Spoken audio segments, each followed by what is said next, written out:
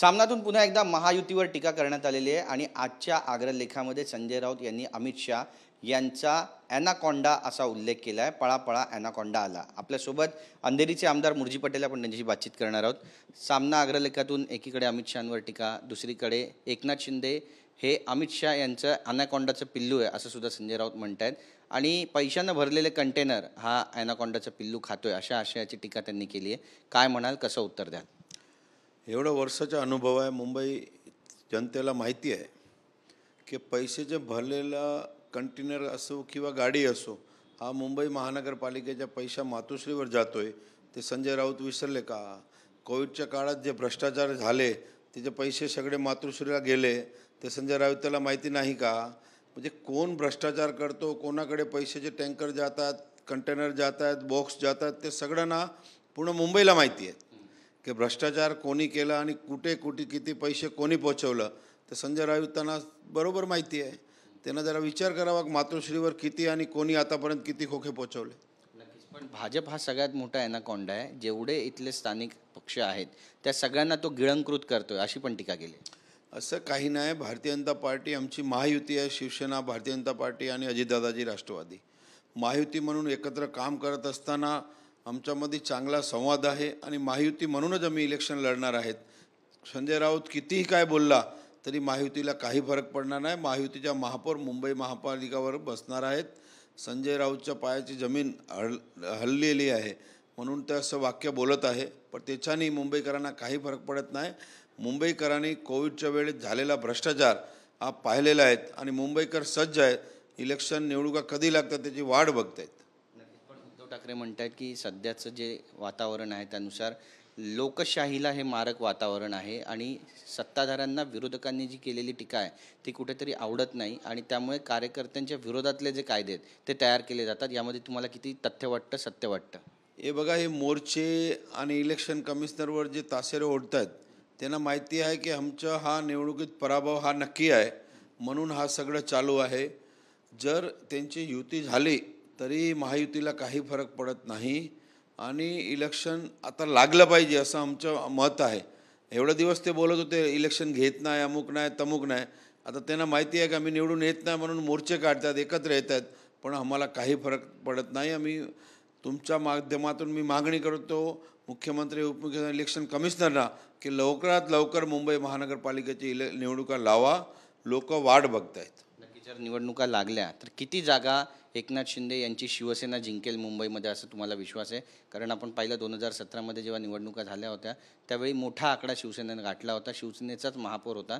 त्यामुळे यंदा नेमकी परिस्थिती कशी आहे? कारण भाजपचा जे पारडा आहे ते सध्या जड आहे असं सुद्धा बोललं जातं आणि त्यांचा महापौर होईल अशी चर्चा सर्वत्र आहे। हे बघा, हा सगळा निर्णय आमचं मान्य एकनाथ शिंदे साहेब, देवेंद्रजी बसून ठरवतील, पण आम्हाला एवढं नक्की आहे की जे सीट आम्हाला शिवसेनेत वाटायला आली त्याच्यात 90% सीट हा शिवसेना 100% जिंकणार आहेत आणि महापौर हा महायुतीच्या बसणार आहेत आणि बाकी आमचे जे सिनियर नेते आहेत ते वरून बसून ठरवतात किती सीट शिवसेनेला भेटणार, किती भाजप लढणार, हा वरिष्ठ लोक ठरवणार। पण आत्ता सध्या परिस्थिती अशी आहे की 200च्या वर महायुती जिंकणार आहेत। रंगशारदाला उद्या राज ठाकरे यांची सभा आहे, 1 तारखेला मोर्चात पण ते सहभागी होणार आहेत निवडणूक आयोगाच्या विरोधातल्या, आणि उद्या गुरुवारी रंगशारदाला ते लाव रे तो व्हिडिओ लावणार आहेत। यामध्ये निवडणूक आयोगाचा ते पर्दाफाश करणार आहे। याकडे कसं पाहता? राज ठाकरे ज्या पद्धतीनं भूमिका मांडतायत, उद्धव ठाकरे भूमिका मांडतायत, एकत्र येतात दोन्ही भाऊ, याचा फरक पडेल शिवसेनेला? हे बघा, शिवसेनेला कधीही फरक पडणार नाही। आमचे नेते माननीय एकनाथराव शिंदे साहेबांचं एक स्पष्ट आहे आणि महायुती म्हणून आम्ही निवडणुकात समोर जातोय, आम्हाला अजिबात काही फरक पडत नाही। सगळं समाज आमच्या मागे आहे, आम्हाला पाठिंबा दिलेले आहेत आणि ते व्हिडिओ काय लावणार ते मला माहिती नाही, पण त्याच्याने मुंबई महानगरपालिकावर काही फरक पडत नाही।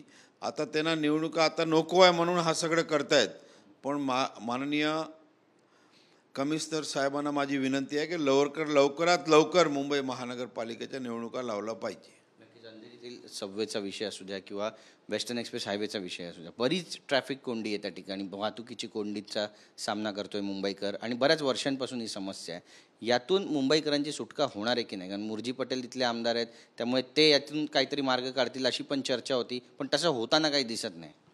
हे बघा, आम्ही मुंबईत 6 मेट्रो स्टेशन आमच्या इकडे आहेत. अंधेरी पूर्वला आता भुयारी मेट्रो शिफ्ट टू कोल्हापूर चालू झाले आहेत.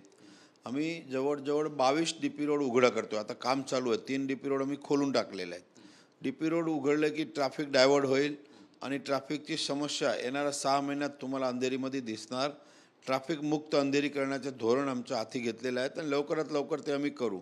तुम्ही बोलले अंधेरी सबवेचं, गेल्या 50 वर्षापासून अंधेरी सबवे टी व्हीमध्ये हेडलाईन असते, ते सबवे भरला.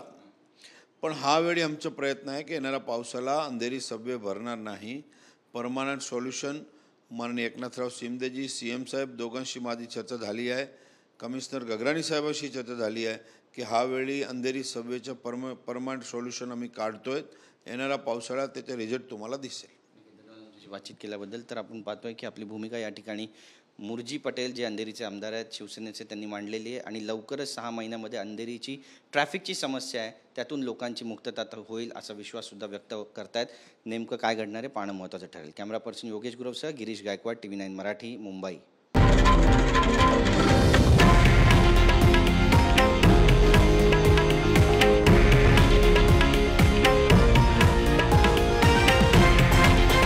हे आहे देशातील नंबर 1 न्यूज नेटवर्क आणि आपण पाहत आहात TV9 मराठी, एकमेव.